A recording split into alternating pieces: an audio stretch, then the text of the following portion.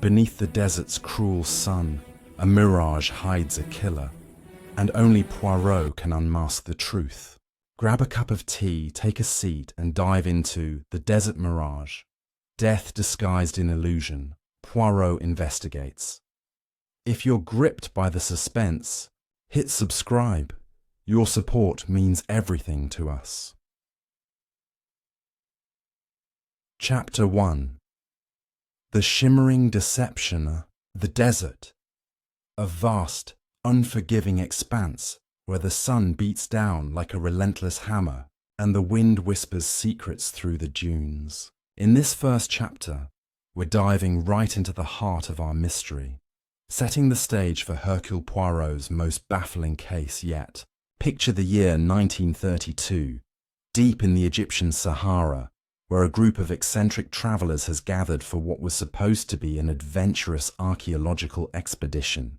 Leading the pack is Sir Reginald Harrington, a pompous British aristocrat with a moustache almost as impressive as Poirot's own, who's bankrolling the dig in search of lost pharaoh treasures.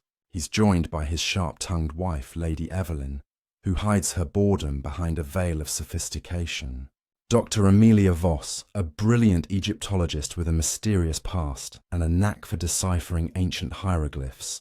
Marcus Hale, a rugged American adventurer who's more interested in profit than history. And young Sophie Laurent, a French artist sketching the landscapes, her eyes wide with wonder, but harbouring a quiet sadness.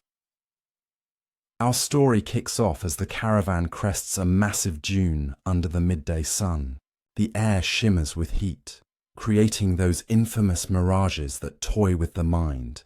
Distant lakes that aren't there, palm trees waving in non-existent breezes. Sir Reginald, wiping sweat from his brow, points excitedly ahead. There it is, the lost temple ruins, just as the maps promised. But as they approach, the vision warps and fades, revealing nothing but endless sand. The group murmurs in confusion, chalking it up to the desert's tricks. That's when Sophie, ever the observant one, spots something glinting in the distance, a golden artifact half buried in the sand, perhaps a scarab amulet from ancient times. Eagerly, they rush forward, but Marcus Hale lags behind, his face pale as if he's seen a ghost. Enter Hercule Poirot, the legendary Belgian detective, who's unexpectedly part of this expedition. Why is he here, you ask? Well, Poirot isn't one for sand in his shoes or camels as transport, but he's been invited by an old friend, Captain Arthur Hastings, who's tagging along as Sir Reginald's aide. Hastings, ever the loyal companion, convinced Poirot that a bit of desert air might clear his little grey cells. Poirot, dressed impeccably in a light linen suit despite the heat, adjusts his hat and mutters about the barbarity of it all. "Mon ami," he says to Hastings, "the desert is like a bad liar. It promises much, but delivers only illusions." Little does he know how prophetic those words will be. As the group gathers around the scarab, excitement turns to horror. Buried nearby, partially uncovered by the shifting sands, is the body of a man, dried out, eyes wide in eternal shock, his hands clutching at his throat as if strangled by the air itself. Who is he? No one recognizes him at first, but Dr. Voss kneels down, her hands steady, and identifies him as Karim Al-Fayed, their local guide who'd gone missing the night before. "Poison," she declares matter-of-factly. "Look at the froth around his mouth. Classic signs of a fast-acting toxin." The group recoils, whispers rippling like the heat waves. Sir Reginald blusters, "Nonsense! It must be heat stroke or a scorpion sting." But Poirot, his eyes narrowing, steps forward. "Non, monsieur. This is no accident of nature. The desert may deceive, but murder leaves clues. Let's break this down a bit, shall we? In mysteries like this, the setting isn't just backdrop. It's a character in its own right. The Sahara's mirages symbolize the illusions we'll unravel throughout the story, where nothing is as it seems. For example, think of how a mirage works. Light bends through hot air, creating false images. Similarly, our suspects each have hidden motives that bend the truth. Sir Reginald might be after more than treasures. Rumours swirl of his financial troubles back home. Lady Evelyn's flirtations with Marcus could hide jealousy or betrayal. Dr. Voss knows too much about poisons for a mere scholar, and Sophie's sketches, they include details of the camp that no one else noticed, almost like she's mapping out secrets. Poirot begins his investigation right there in the sand, using his famed method of order and logic. He examines the body carefully, noting the victim's pockets turned inside out. Robbed, perhaps. The scarab amulet nearby isn't ancient. It's a modern fake, etched with a strange symbol that Dr. Voss recognizes as a warning from old Bedouin lore. Death to the deceiver. Practical tip for any aspiring detective watching. Always start with the scene. Secure it, note the positions, and question everyone immediately while memories are fresh. Poirot does just that, gathering the group in a makeshift tent as the sun dips lower. "Tell me," he says calmly, "where were you all last night when Karim vanished?" The answers come haltingly. Sir Reginald was arguing with his wife over expedition costs. Lady Evelyn claims she was stargazing alone. Dr. Voss was cataloguing artifacts in her tent. Marcus admits to wandering the dunes, clearing his head, and Sophie says she was sketching by moonlight. Hastings, ever helpful, vouches for Poirot, but even he seems uneasy. As tensions rise, a sandstorm brews on the horizon, forcing them to hunker down. Poirot confides in Hastings, "The Mirage is not just in the desert, mon ami, it's in their hearts." One of them is the killer, hiding behind a veil of lies. Wrapping up this chapter, we've met our cast, uncovered the body, and planted the seeds of suspicion. The desert's illusions mirror the deceptions ahead, and Poirot's little grey cells are already whirring. But as the storm howls outside, a new clue emerges, a whispered voice in the wind. Or is it just another trick? Stay tuned for Chapter 2, where the alibis start to crack under Poirot's scrutiny. Chapter 2. Shadows in the sandstorm. The sandstorm roars like a vengeful beast, battering the expedition's tents and cloaking the Sahara in a haze of swirling grit. Inside the cramped canvas shelter, the group huddles, faces tense, eyes darting. Hercule Poirot, unruffled despite the chaos, sits at the center, his moustache pristine even as sand creeps into every crevice. The death of Karim Al-Fayed hangs over them like a spectre, and the detective's calm presence is both a comfort and a challenge. He observes each person closely, noting the way Lady Evelyn clutches her shawl too tightly, how Marcus Hale's fingers fidget with a leather cord around his neck, and the faint tremor in Dr. Amelia Voss's voice when she speaks of the weather. Sophie Laurent sketches quietly in a corner, her pencil scratching louder than the storm's howl. Captain Hastings, ever loyal, stands by Poirot, though his nervous glances betray his unease. Poirot breaks the silence. "Mes amis, the storm may hide us from the world, but it cannot hide the truth from Hercule Poirot." He produces a small notebook, its pages somehow untouched by the desert's grime, and begins questioning their alibis with surgical precision. Sir Reginald insists he was in his tent after arguing with his wife, but his bluster falters when Poirot asks why his boots, now caked with sand, were polished clean that morning. Lady Evelyn, her voice icy, claims her stargazing kept her far from Karim's path, yet Poirot notes a faint smudge of kohl on her cheek, as if she'd been crying or hiding. Dr. Voss, composed as ever, says she was organizing her notes, but her journal, when Poirot politely requests a glance, shows hurried smudged ink as if written in haste. Marcus admits to wandering, but swears he saw nothing, though his eyes avoid Poirot's piercing gaze. Sophie, hesitant, says her sketches took all her focus, but when Poirot examines her work, he finds a drawing of a shadowed figure near the camp. Dated last night. The storm's wail grows louder, and a sudden gust rips a flap of the tent open, scattering papers and revealing a glint of metal beneath Marcus's bedroll. Poirot, quick as a hawk, retrieves it, A small vial, empty but reeking of bitter almonds. Cyanide, perhaps? He muses aloud, watching Marcus's face drain of colour.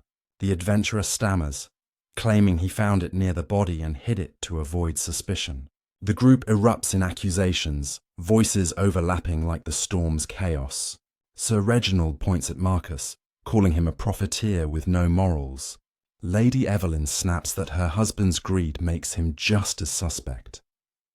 Dr. Voss remains silent, but her eyes flicker with calculation. Sophie, trembling, whispers, "I saw someone moving last night, but I couldn't tell who." Poirot raises a hand, silencing them. "The truth, it is like the sand. It slips through fingers, but leaves traces." He pockets the vial and shifts his attention to a new discovery. A scrap of fabric caught on a tent peg, torn from a fine silk garment. It matches nothing in the group's rugged attire, except perhaps Lady Evelyn's shawl, which she now grips even tighter. Poirot doesn't accuse her yet. Instead, he asks Hastings to recount the camp's layout from the night before. Hastings, flustered, describes the tents in a tight circle, with Karim's just outside. A perfect spot for someone to slip out unnoticed. But the storm, Hastings adds, would have covered any tracks by dawn. As the group disperses to secure the tents, Poirot pulls Hastings aside. "Mon ami, observe the little details. The vial, the fabric, the sketch. They are pieces of a puzzle, but the picture is still hidden." He taps his temple, his little grey cells at work. Then a cry pierces the storm's din. Sophie, standing at the tent's edge, points to the dunes beyond. Through the swirling sand a shape emerges. Not a mirage this time, but a camel, riderless, its saddlebag torn open. Inside, Poirot finds a leather-bound journal, its pages filled with cryptic symbols and a single name scrawled repeatedly: Harrington. The storm begins to die down, leaving an eerie calm. Poirot tucks the journal away, his expression unreadable. "The desert keeps its secrets," he says softly, "but not from me." The group, now shaken by the new find, looks to him for answers, but Poirot only smiles. The killer is among them, and the clues are piling up like sand after a storm. The stage is set for Chapter 3, where the journal's secrets unravel and a hidden motive comes to light. Chapter 3. The journal's whispered secrets. The desert lies still after the storm, its dunes reshaped into soft curves that glow under the fading light of dusk. The expedition camp feels smaller now, the air thick with suspicion as the group gathers around a flickering fire. Hercule Poirot holds the mysterious journal found in the camel's torn saddlebag, its leather cover worn but intact, its pages heavy with secrets. The name Harrington, scrawled repeatedly inside, has everyone on edge, especially Sir Reginald, whose usual bluster has given way to a nervous tick in his jaw. Lady Evelyn sits apart, her eyes fixed on the flames, while Dr. Amelia Voss adjusts her glasses, feigning disinterest. Marcus Hale paces near the tents, his hands shoved deep in his pockets, and Sophie Laurent clutches her sketchbook, her face pale. Captain Hastings, ever the faithful shadow, watches Poirot with a mix of awe and anxiety, sensing the detective's mind is piecing together something no one else can see. Poirot opens the journal carefully, as if it might crumble under his touch. "Mes amis," he begins, his voice steady, "this book is no ordinary find. It is a map to the truth, but one drawn in shadows. The pages reveal a mix of Arabic script, rough sketches of the desert terrain, and cryptic symbols that resemble those on the fake scarab amulet found near Karim's body." Dr. Voss, unable to resist, leans closer and identifies the script as a dialect used by local Bedouin tribes. "It's a record," she says, her voice tight. "Karim was tracking something, perhaps the expedition's movements."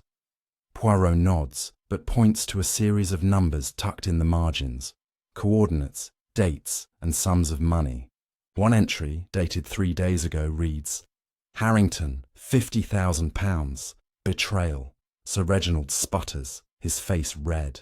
Preposterous. This is slander, Poirot. I never met the man before this trip. But Poirot's eyes glint as he asks, "Then why, monsieur, does your name appear in a dead man's hand?" The group shifts uncomfortably. Lady Evelyn breaks her silence, her tone sharp. "My husband's debts are no secret. Perhaps Karim was a creditor. Or worse, a blackmailer." Her words hang heavy, and Marcus mutters something about dirty deals under his breath, earning a glare from Sir Reginald. Sophie, barely audible, adds, "I saw Karim writing in that journal 2 nights ago. He looked afraid." Poirot turns the pages, revealing a sketch of a temple. Not the one they seek, but a smaller ruin, hidden in a nearby valley. The drawing includes a symbol, a circle with a snake devouring its own tail. Dr. Voss gasps, then catches herself. "The Ouroboros," she explains, her voice unsteady. "An ancient symbol of cycles, but also of treachery in some Bedouin tales." Poirot's moustache twitches. "Treachery, mademoiselle? Or a warning?" He notes a smudge of red ink on the page, identical to the ink in Dr. Voss's journal from the night before. She stiffens but says nothing. As the fire crackles, Poirot shifts focus to the coordinates in the journal. "These point to a location not far from here," he says, glancing at Hastings. "Tomorrow we shall visit this hidden ruin, but tonight we guard this camp." He assigns pairs to keep watch, deliberately placing Marcus with Sir Reginald and Lady Evelyn with Sophie, leaving Dr. Voss to assist Hastings. The pairings spark tension. Marcus glares at Sir Reginald, and Lady Evelyn seems reluctant to be near Sophie's quiet intensity. Poirot, however, retires to his tent, but not to sleep. He pores over the journal by lantern light, murmuring to himself, "The desert hides, but it also reveals."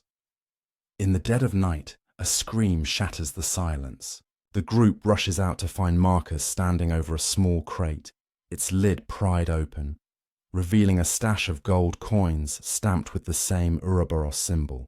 "I found it in the supply tent," Marcus claims, his voice shaking. "Someone's been hiding this." All eyes turn to Sir Reginald, whose financial troubles are now painfully relevant.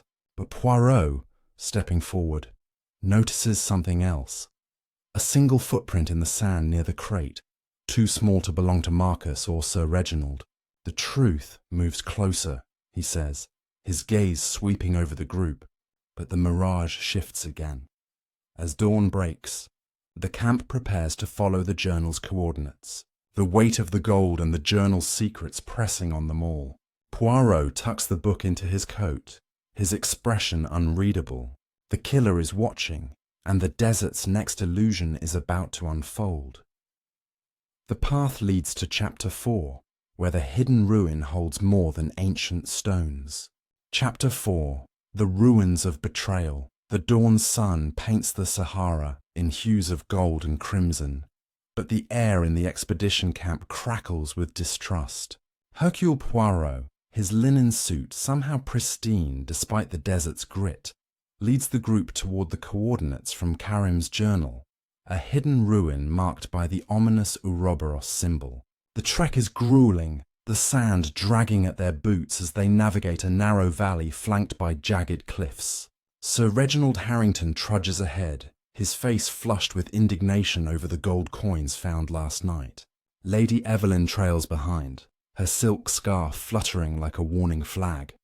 Dr. Amelia Voss scans the horizon, her expression guarded, while Marcus Hale grips his satchel tightly, his eyes darting to the shadows. Sophie Laurent, sketchbook in hand, seems lost in thought, her pencil idle for once. Captain Hastings, at Poirot's side, mutters about the folly of chasing ruins in a killer's wake, but Poirot's focus is unwavering. "The desert, mon ami, hides its truths in plain sight," he says, his voice low. As they reach the valley's end, the ruin emerges, a crumbling stone structure, half swallowed by sand, its entrance carved with the same snake devouring its tail symbol from the journal. The air feels heavier here, as if the ancient stones hold their breath. Poirot pauses, his sharp eyes scanning the weathered carvings. This is no temple of kings, he observes. This is a place of secrets. The group spreads out, searching the ruins' chambers. Dr. Voss, ever the scholar, identifies faded inscriptions as warnings against trespassers, hinting at a cursed treasure. Marcus, impatient, kicks at a loose stone, revealing a hidden alcove. Inside lies a small clay tablet, etched with a map that mirrors the one in Karim's journal, but with an added mark, a star over a nearby dune. Sophie, hovering near the entrance, suddenly gasps, pointing to a faint trail of dried blood leading into a shadowed chamber. Poirot follows it, his steps deliberate, and finds a crude altar stained with the same red. This is recent, he murmurs, kneeling to examine a tiny shard of glass embedded in the stone, its edge glistening with a faint residue. Poison, perhaps, he says, glancing at Dr. Voss, whose face remains impassive. Sir Reginald, peering over Poirot's shoulder, scoffs. Superstitious nonsense, probably some Bedouin ritual. But Lady Evelyn, her voice sharp, counters, or someone staging a scene to scare us off. Her eyes flicker toward Marcus, who avoids her gaze. The tension breaks when Hastings calls from another chamber, holding up a tattered cloth bag. Inside are more gold coins, identical to those found in the camp, each stamped with the Ouroboros. This is no coincidence, Hastings says, his voice unsteady. Poirot examines the coins, noting their weight and shine. These are not ancient, he declares. They are forged, meant to deceive. He turns to the group, his gaze piercing. Someone here knew of this place before Karim's death. Someone brought us here. The accusation hangs heavy, and Marcus steps back, his hands raised. I'm no scholar. I didn't even want to come to this cursed ruin. Sophie, trembling, admits to sketching the valley's cliffs the day before, but swears she saw no blood then. Poirot gathers them at the ruin's entrance, holding the clay tablet aloft.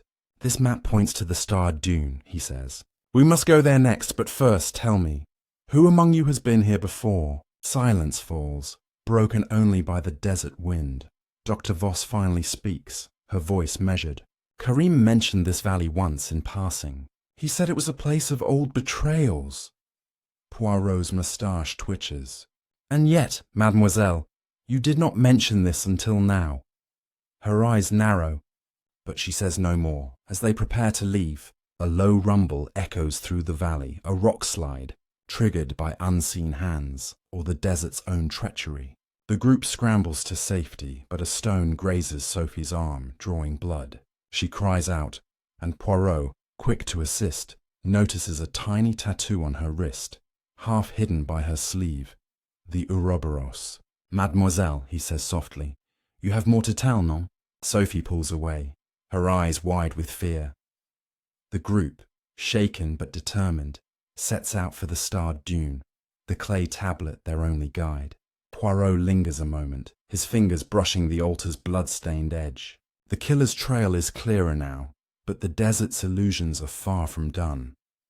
The mystery deepens in Chapter 5, where the starred dune reveals a truth that threatens to bury them all. Chapter 5. The starred dune's secret. The Sahara stretches endless before the expedition, its dunes rolling like frozen waves under a sky burned orange by the setting sun. Hercule Poirot leads the group toward the starred dune, marked on the clay tablet, his steps measured, despite the urgency in the air. The rock slide at the ruin has left everyone rattled. Sophie Laurent nurses her grazed arm, her face pale, the Ouroboros tattoo on her wrist now a silent accusation. Sir Reginald Harrington, his temper fraying, mutters about cursed expeditions, while Lady Evelyn's sharp glances dart between her husband and Marcus Hale, who trudges silently, his satchel clutched tight. Dr. Amelia Voss walks with purpose, her eyes scanning the horizon as if expecting another trap. Captain Hastings, ever at Poirot's side, whispers, "This dune feels like a grave, Poirot." The detective's only reply is a slight nod, his little grey cells churning. As they crest the dune, A strange sight emerges. A shallow pit, recently dug, with a wooden crate half buried in the sand. Poirot kneels, brushing away grains to reveal a lock engraved with the now familiar Ouroboros symbol. "This," he says, "is no accident of the desert." Marcus, quick to act, prees the crate open with a knife, revealing a cache of documents, letters, maps, and a ledger listing transactions in pounds and Egyptian currency. The final entry, dated a week ago, names Sir Reginald and a shadowy figure referred to only as the Scorpion. Lady Evelyn gasps, her hand flying to her throat. "Reginald, what have you done?" she hisses. Sir Reginald, his face ashen, stammers, "I swear I know no Scorpion." "This is a setup." Poirot, unfazed, examines the letters. One, written in a hurried scrawl, warns of a betrayal within the expedition, urging Karim to guard the secret or pay the price. The handwriting is unfamiliar, but a faint perfume clings to the paper. Jasmine, the same scent Lady Evelyn wears. She notices Poirot's scrutiny and snaps, "Don't look at me like that! I wrote no such thing." Poirot merely raises an eyebrow, tucking the letter away. Dr. Voss, peering over his shoulder, points to a map in the crate, showing a caravan route that bypasses their current path. "This suggests someone was smuggling," she says, her voice steady, but her hands trembling. Marcus scoffs. "Smuggling? In this wasteland? More likely someone's hiding their tracks." Sophie, silent until now, steps forward, her voice barely a whisper. "I heard Karim talking to someone 2 nights ago, near my tent. He mentioned the Scorpion and a payment." Her eyes flicker to Sir Reginald, then away. Poirot's gaze sharpens. "And why, mademoiselle, did you not speak of this before?" Sophie hesitates, her fingers tracing the tattoo on her wrist. "I was afraid," she admits. "My brother, he was involved with smugglers years ago. That symbol, it's their mark." The revelation hangs heavy, and Marcus rounds on her. "So you're one of them? Is that why Karim's dead?" Sophie shakes her head, tears welling, but offers no more. Poirot turns to the ledger, noting a pattern of payments linked to the ruin they just left. "The Scorpion, it seems, is not just a name, but a key," he muses. He points to a faint scratch on the crate's lid, a tiny arrow pointing west, toward a distant ridge. "We must follow this next," he declares. But his tone carries a warning. The killer is close, and they grow desperate. As the group prepares to move, a glint catches Poirot's eye. A small glass vial, half buried in the sand near the crate, identical to the one found near Marcus's bedroll. He pockets it without a word, but his glance at Dr. Voss lingers, noting her sudden stillness. The wind picks up, carrying a low moan that feels almost human. Hastings shivers, muttering about desert spirits, but Poirot remains focused. "The dune has spoken," he says softly, "but the ridge will scream." As they set out, the group's unity frays further. Sir Reginald glares at Sophie. Lady Evelyn keeps her distance from Marcus, and Dr. Voss walks alone, her face a mask. Poirot, trailing behind, confides in Hastings. "Each clue is a thread, mon ami, and the tapestry of lies is nearly complete." The journey to the ridge beckons, promising answers, or another deadly illusion in Chapter 6. Chapter 6. The Ridge of Reckoning. The Sahara's twilight casts long shadows as the expedition trudges toward the distant ridge.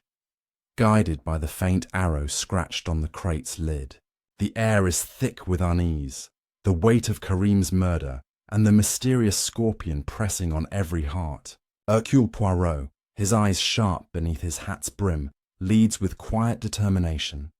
The glass vial from the starred dune tucked safely in his pocket.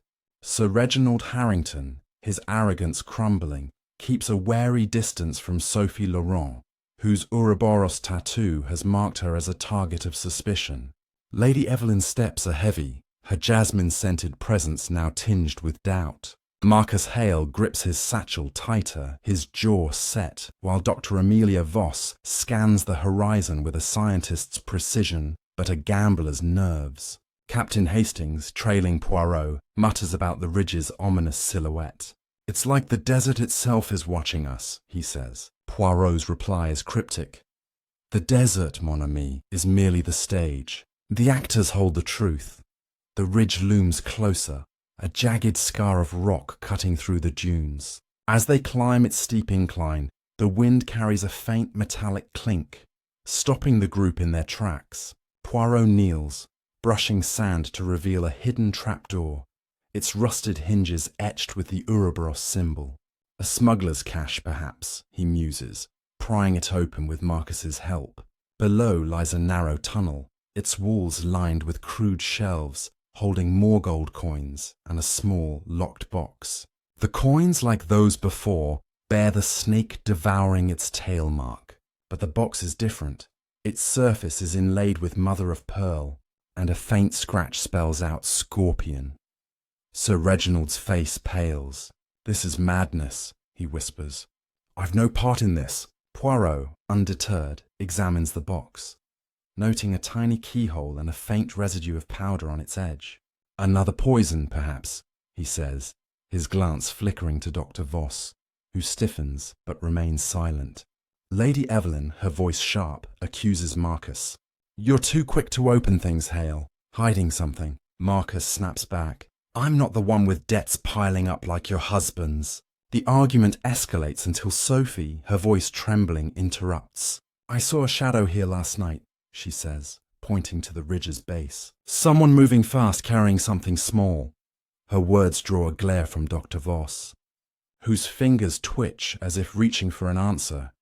Poirot signals for silence and descends into the tunnel, lantern in hand. The group follows reluctantly, the air growing cooler and musty.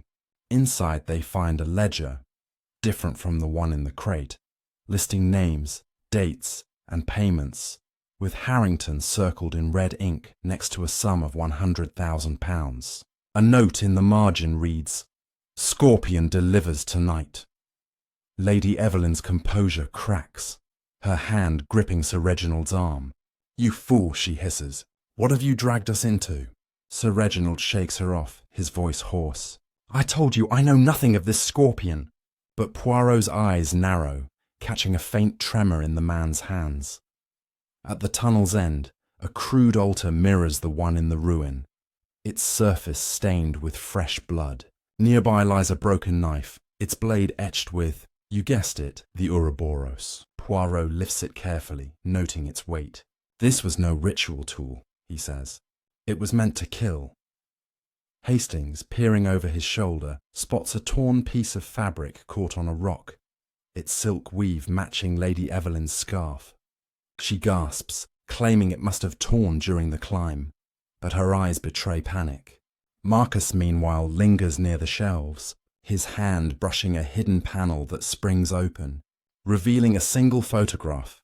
Karim, alive, shaking hands with a shadowed figure, wearing a ring shaped like a scorpion. The group recoils, the tunnel's walls closing in as accusations fly. Poirot remains calm, pocketing the photograph. "The scorpion is no phantom," he says. "They are here, among us, weaving a web of deceit." As they emerge from the tunnel, the stars above glitter coldly, and a distant howl, animal or human, echoes across the ridge. Poirot's gaze sweeps the group, lingering on each face. "The truth is near," he murmurs to Hastings, "but the danger is nearer." The expedition prepares to camp at the ridge's base, but the locked box and its secrets weigh heavy. Chapter 7 awaits, where the scorpion's identity begins to surface. Chapter 7. The scorpion's venomous reveal. The moon hung low over the Sahara like a watchful eye, casting an ethereal silver glow on the ridge's base, where the expedition had hastily set up camp. The night air was cool, a stark contrast to the day's blistering heat, but it carried no relief, only the chill of mounting dread. Hercule Poirot sat by a small fire, its flames dancing erratically as if mirroring the turmoil in the group's hearts. The locked box from the tunnel rested at his feet, its mother-of-pearl inlay shimmering faintly, a tantalizing puzzle piece in the web of deceit that had ensnared them all. Around him, the others shifted restlessly. Sir Reginald Harrington, his once imposing frame now slumped with exhaustion and fear, nursed a flask of brandy, his eyes darting suspiciously toward the shadows. Lady Evelyn, her elegant features drawn tight, wrapped her shawl closer, the faint scent of jasmine lingering like a ghost from the incriminating letter. Marcus Hale paced the perimeter, his rugged form tense, hands clenched as if ready for a fight. Dr. Amelia Voss adjusted her glasses repeatedly, her scholarly demeanour cracking under the strain, while Sophie Laurent sat apart, her sketchbook forgotten, her fingers absently tracing the Ouroboros tattoo on her wrist, a mark that now felt like a brand of guilt. Captain Hastings, loyal as ever, hovered near Poirot, his face etched with worry. "This scorpion business, Poirot. It's like chasing a shadow in the dark. Who could it be?" Hastings whispered, his voice barely audible over the crackle of the fire. Poirot, his moustache impeccably groomed even in the wilderness, leaned forward, his piercing eyes reflecting the flames. "Ah, mon ami, the scorpion is no shadow. It is a creature of flesh and motive, hiding in plain sight. But tonight we shall coax it from its burrow." He produced a small tool from his pocket, a delicate lockpick disguised as a pen, and set to work on the box with the precision of a surgeon. The group gathered closer, their breaths held, as the lock clicked open after a tense moment.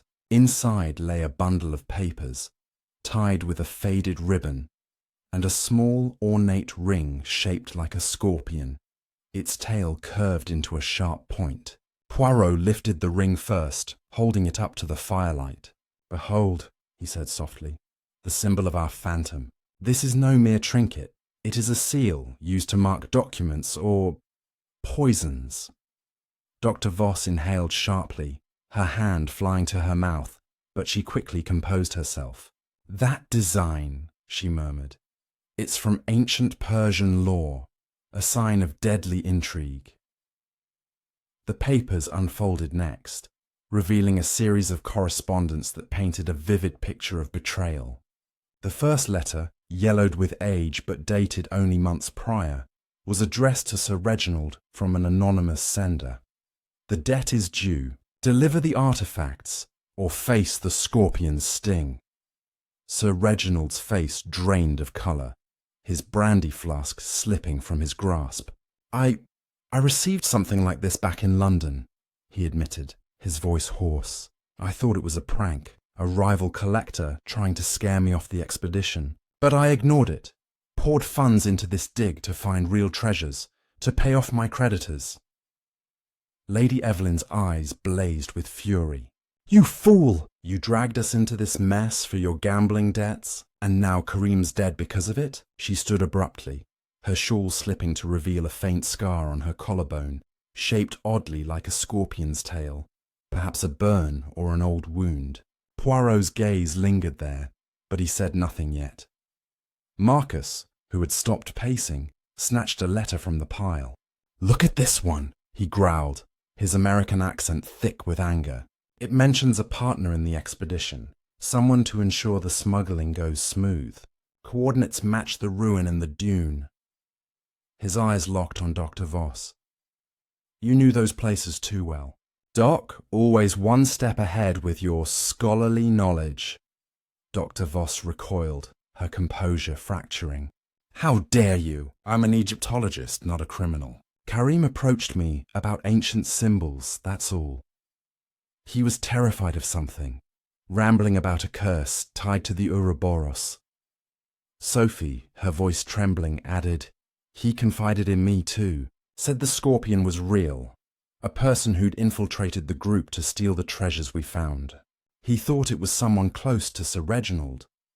Poirot arranged the papers meticulously on a flat stone, his little grey cells whirring like a well-oiled machine. "Let us examine the threads, mes amis. The ring, this is not just a symbol. Its tail is hollow, perhaps for dispensing venom." He demonstrated by pressing a tiny mechanism, and a drop of clear liquid oozed out. The group gasped, stepping back. The same toxin that felled Karim, I suspect. And see here, he pointed to a signature on one letter, a scrawled S with a tail-like flourish. This matches the handwriting in Karim's journal, the one we found on the camel. Hastings leaned in. But who wrote it? Sir Reginald's name is everywhere, but the style, it's too elegant for him. Poirot nodded.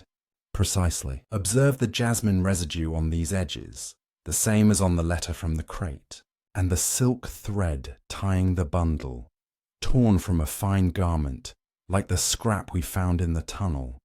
Lady Evelyn froze, her hand instinctively touching her scarf. What are you implying, Poirot? She demanded, her voice a mix of defiance and fear. Poirot's eyes met hers steadily.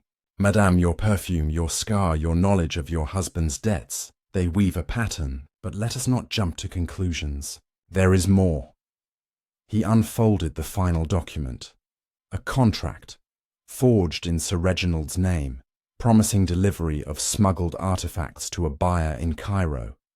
The seal at the bottom was the scorpion ring's imprint. This was Karim's discovery, Poirot explained.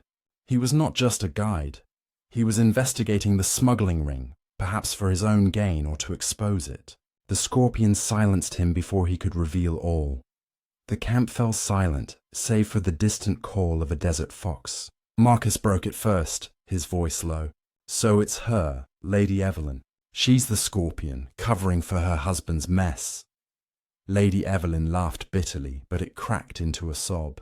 No, I knew about the debts, yes, but I tried to stop him. That scar. It's from a childhood accident, nothing more. Dr. Voss interjected, her tone urgent. Wait, look at the contract's date. It's from before we left England. Someone planned this from the start. Sophie, tears streaming, whispered, My brother! He wore a similar ring. He died in a smuggling deal gone wrong. I joined this expedition to find out who killed him. The scorpion. Poirot rose, his presence commanding.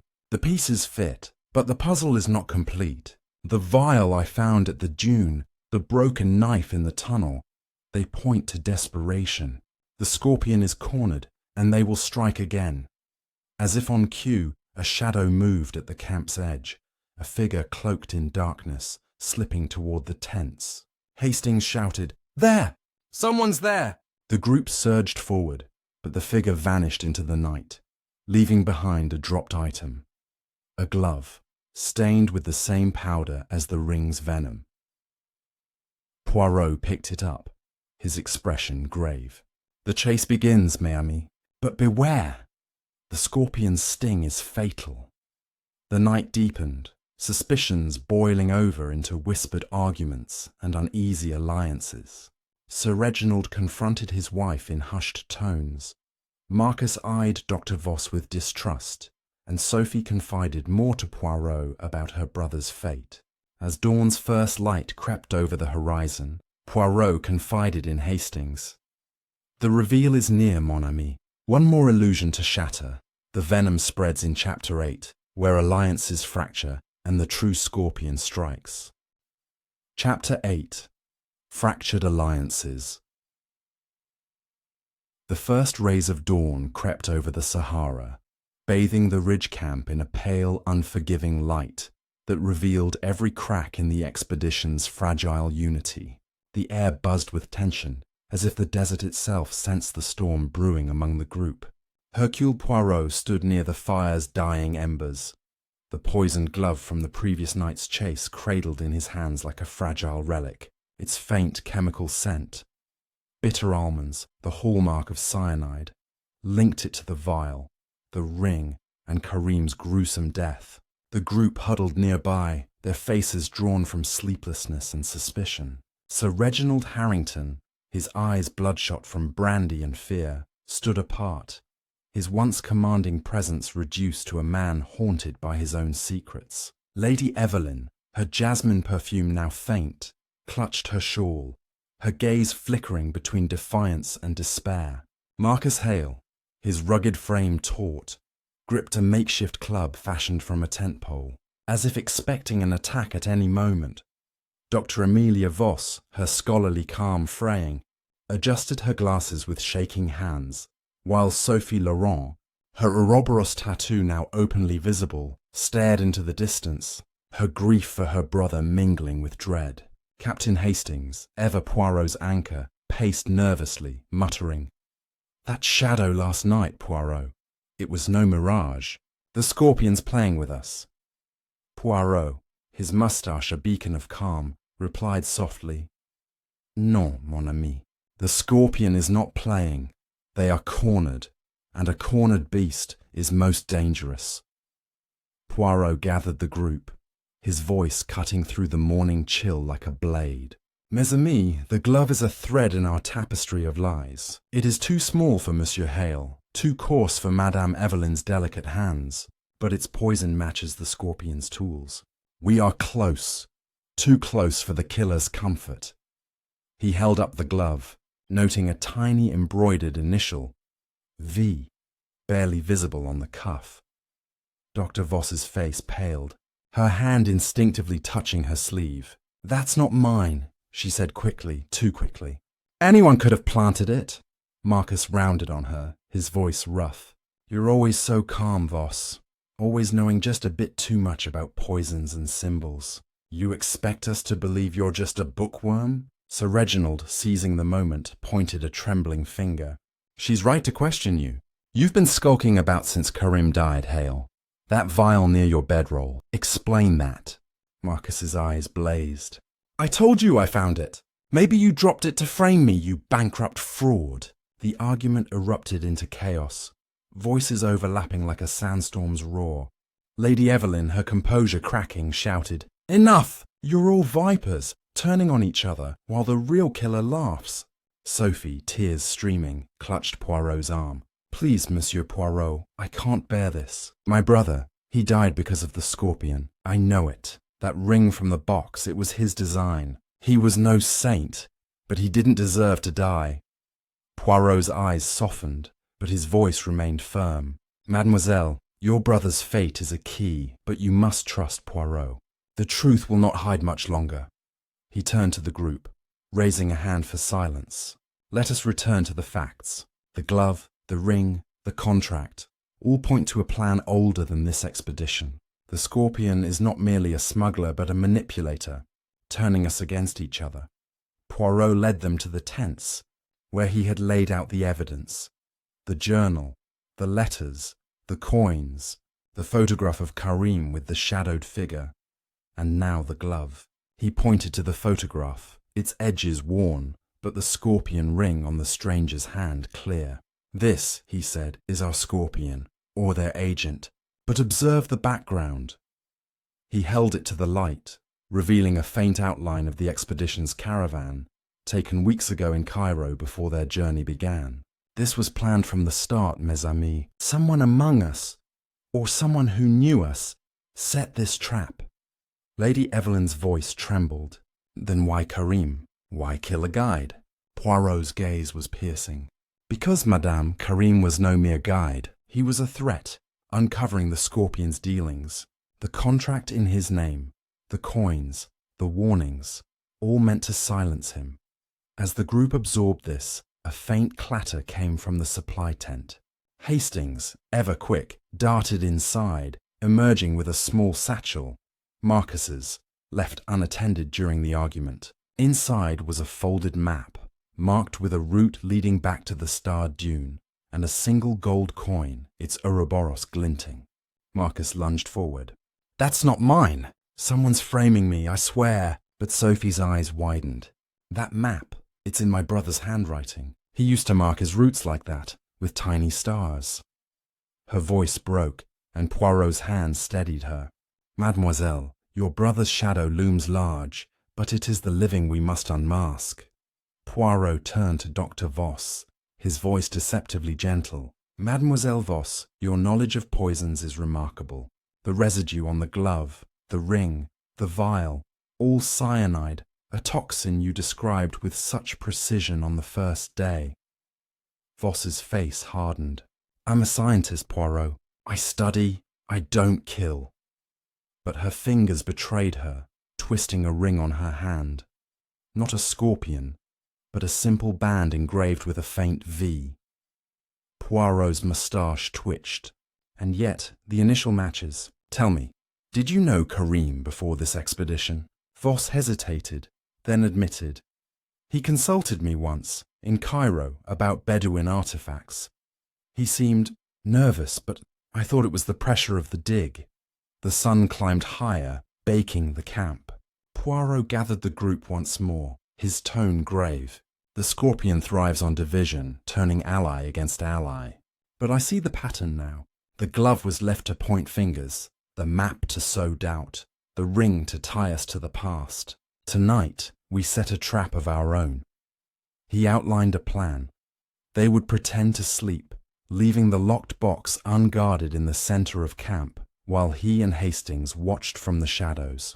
The scorpion will come, Poirot said, for they cannot resist their prize. As night fell, the camp grew silent, the group feigning sleep in their tents. Poirot and Hastings hid behind a dune, their eyes fixed on the box's faint gleam. Hours passed, the desert's silence oppressive. Then a figure emerged, cloaked, moving with purpose toward the box. Poirot signaled Hastings, but before they could act, a second shadow appeared, a knife flashing in the moonlight. A scuffle, a muffled cry, and the first figure fell, clutching their side. The second vanished into the dark, leaving behind a single clue. A jasmine-scented handkerchief embroidered with an A. Poirot rushed to the fallen figure, revealing Sophie, her arm bleeding but alive. "I wanted to catch them," she gasped. "For my brother." Poirot's face was grim as he bandaged her wound. "You are brave, mademoiselle, but reckless. The scorpion is not done." The handkerchief, the knife, the attack, all pointed to a desperate killer, but the web was tighter now.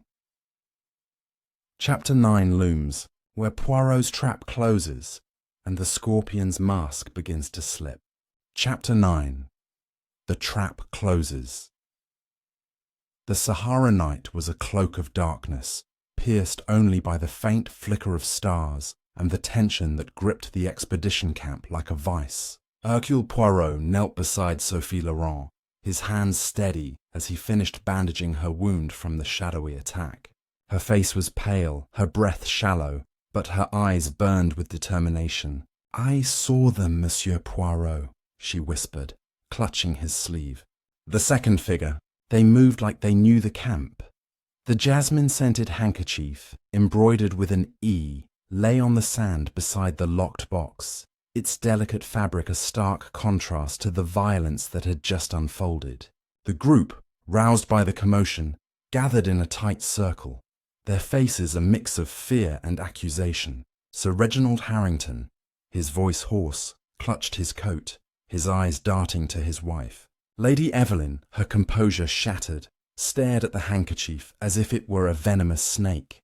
Marcus Hale gripped his makeshift club, his knuckles white, while Dr. Amelia Voss stood rigid, her glasses reflecting the firelight. Captain Hastings, his revolver drawn, scanned the darkness beyond the camp. "The scorpion's still out there, Poirot," he said, his voice tight. Poirot rose, his expression unreadable. "Non, mon ami. The scorpion is here, and their mask is slipping."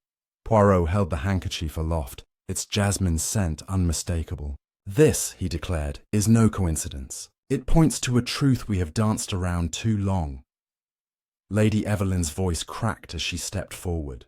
"That's mine, yes, but I didn't attack her. I was in my tent, asleep." Her hands trembled, and Poirot's eyes narrowed, noting a fresh tear in her sleeve. The same silk as the scraps found before. "Madame," he said gently, "your scent, your fabric, your initial, they weave a pattern, but let us see if it holds."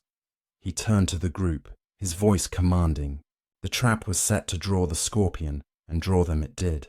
But two figures emerged, one to steal, one to kill. Why?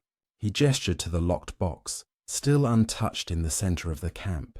"This box holds the final piece, I believe. Let us open it once more." With his lockpick, Poirot deftly worked the mechanism, revealing a single item inside, a sealed envelope, marked with the scorpion ring's imprint. He opened it carefully, reading aloud a letter addressed to the Scorpion. It detailed a plan to sabotage the expedition, steal the forged coins, and frame Sir Reginald for the smuggling operation. The signature was a single letter, V. Dr. Voss gasped, her hand flying to her chest. "That's not me," she protested. "Someone's using my initial to mislead you." Marcus scoffed, his voice bitter. "Convenient, Voss. You've been too clever, always knowing just what to say about poisons and symbols." Poirot silenced them with a raised hand. "The letter is but one clue. Observe the envelope. Its seal was made with wax melted unevenly, as if in haste. And this," he produced a small magnifying glass, examining a faint smudge on the paper. "Ink, fresh, from a fountain pen. The same ink as in Dr. Voss's journal, no?" Voss's face hardened. "I've been framed, Poirot. Someone planted that glove. Now this." "I'm not the Scorpion." Poirot's moustache twitched.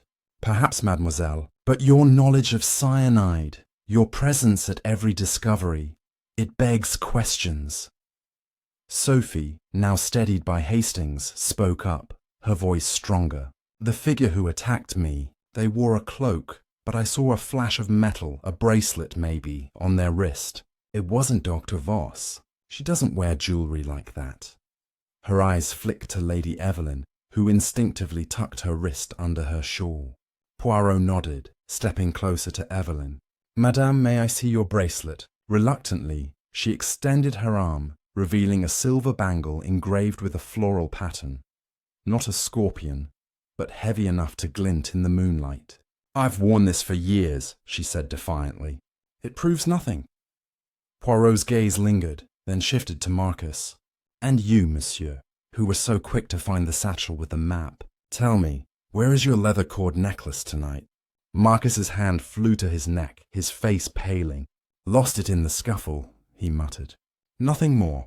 The group's accusations flared anew, but Poirot's voice cut through like a blade. "Enough! The Scorpion thrives on our discord, but I see the pattern now. The coins, the letters, the poison, all are distractions. The true motive lies deeper, tied to greed and revenge." He turned to Sophie, his tone softening. "Mademoiselle, your brother's death. You said he was betrayed by the Scorpion. Did he ever mention a partner, someone within this expedition?" Sophie hesitated, then nodded. "He wrote to me once before he died, said he trusted someone here, someone who promised to help expose the smuggling ring, but he never named them." Poirot's eyes gleamed. "Then let us consider trust. Karim trusted someone, and it cost him his life. The Scorpion is not just a killer, but a betrayer."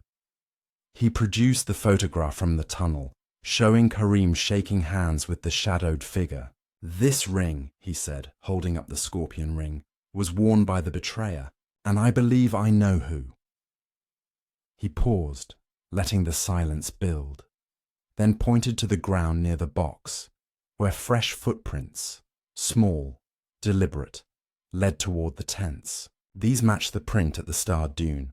They are not yours, Monsieur Hale, nor yours, Sir Reginald, but they fit one among us." Before he could continue, a low groan came from the darkness. A camel, tethered nearby, collapsing with a shudder. Hastings rushed to it, finding foam at its mouth, the same cyanide froth that marked Karim's death.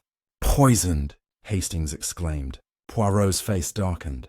"The Scorpion strikes again, to delay us, to distract, but they have overplayed their hand."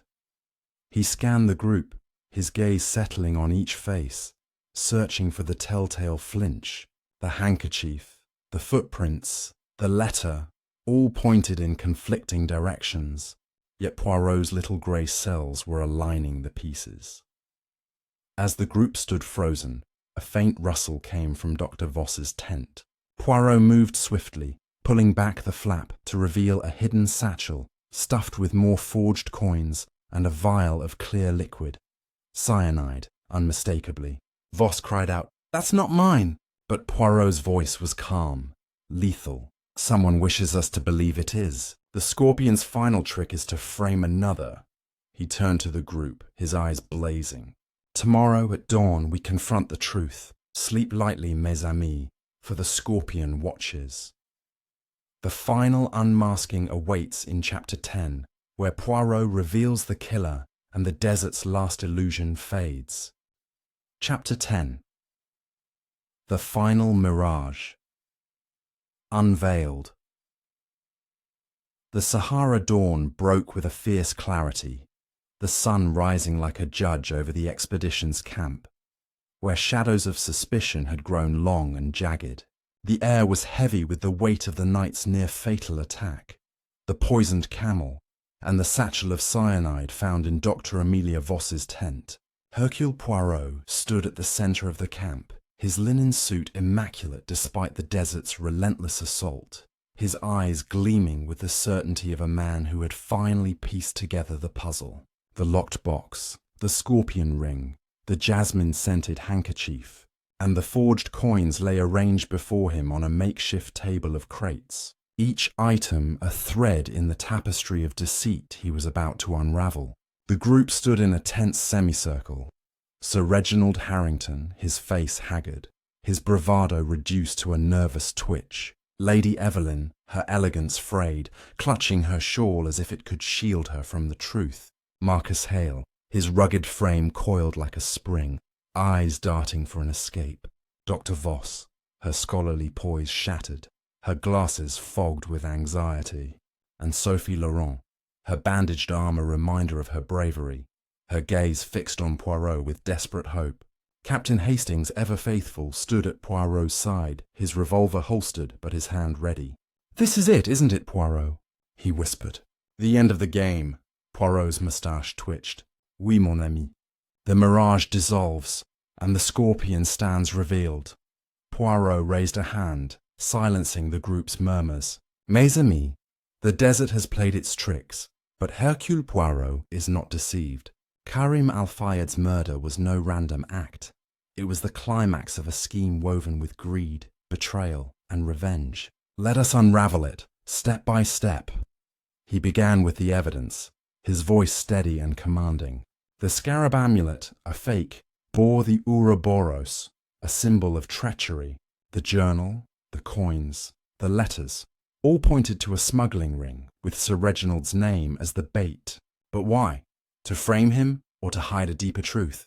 He turned to Sir Reginald, whose face flushed. "Monsieur, your debts were real, but your role was that of a pawn. The Scorpion used your desperation to fund this expedition, knowing it would draw Karim, who was investigating their crimes." Poirot lifted the Scorpion ring, its tail glinting in the sunlight. This ring, found in the box, was not just a symbol but a tool. Its hollow tail dispensed cyanide, the poison that killed Karim and the camel. The photograph showed Karim with a figure wearing this ring, taken in Cairo before our journey. Someone here knew him then. He paused, his gaze sweeping the group. But the Scorpion is clever. They planted clues. The glove with V, the satchel in Dr. Voss's tent, the jasmine-scented handkerchief, to sow discord and point fingers. Lady Evelyn stepped forward, her voice shaking. "You can't still think it's me, Poirot. My handkerchief, my perfume, it's all too obvious." "Someone's framing me!" Poirot nodded, his expression unreadable. "Indeed, madame.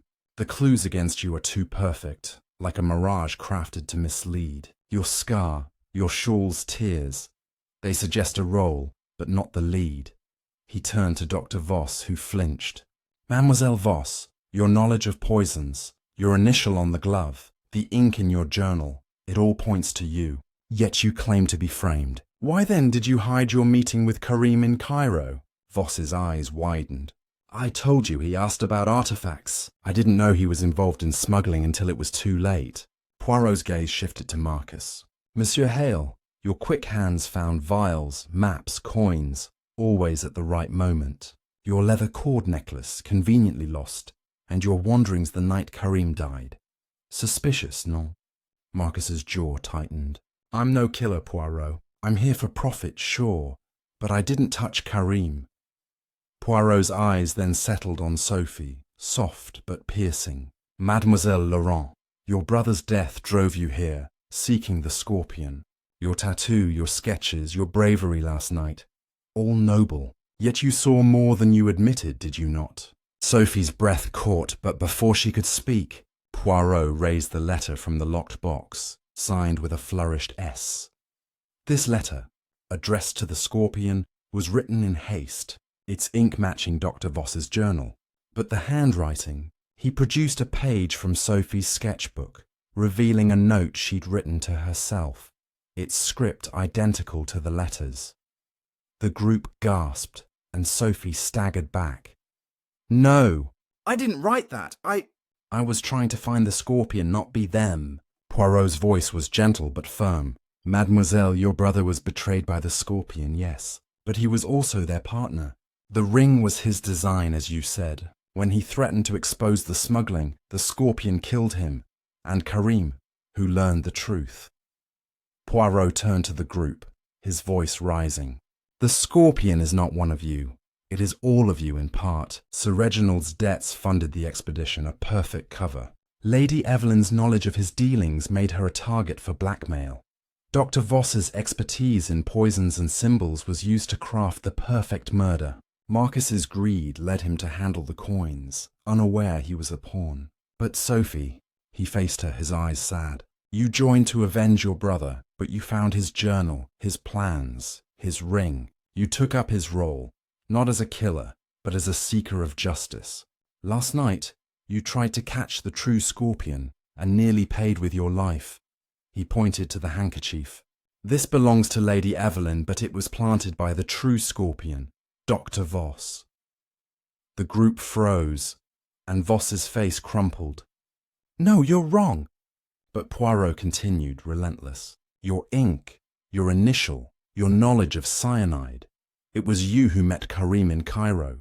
You who recognized the ring's mechanism. You who planted the glove to frame yourself as a victim. You are the scorpion, manipulating this group from the start to cover your smuggling ring. You killed Karim when he threatened to expose you, and you poisoned the camel to delay us. Voss lunged for the box, but Hastings grabbed her, his revolver steady. She screamed, "You can't prove it!" But Poirot held up the ring, clicking its mechanism to reveal a hidden compartment with traces of cyanide. This, mademoiselle, is proof. And the photograph. Your glasses glint in the shadow, betraying you. Voss collapsed, sobbing, as Hastings bound her hands. Poirot turned to the group. The desert's mirage is gone. Greed and betrayal wove this web, but the little grey cells have prevailed. As the group prepared to return to Cairo with Voss in custody, Poirot confided in Hastings. The heart seeks justice, mon ami, but it can blind us to truth. Sophie's courage, Evelyn's pain, Reginald's folly, all were exploited by the scorpion's venom. The Sahara stretched before them, its illusions faded, leaving only the stark reality of justice. If you've loved this twisting tale, hit that like button, subscribe, and comment your thoughts below. What did you think of the scorpion's reveal? Your support keeps these mysteries alive.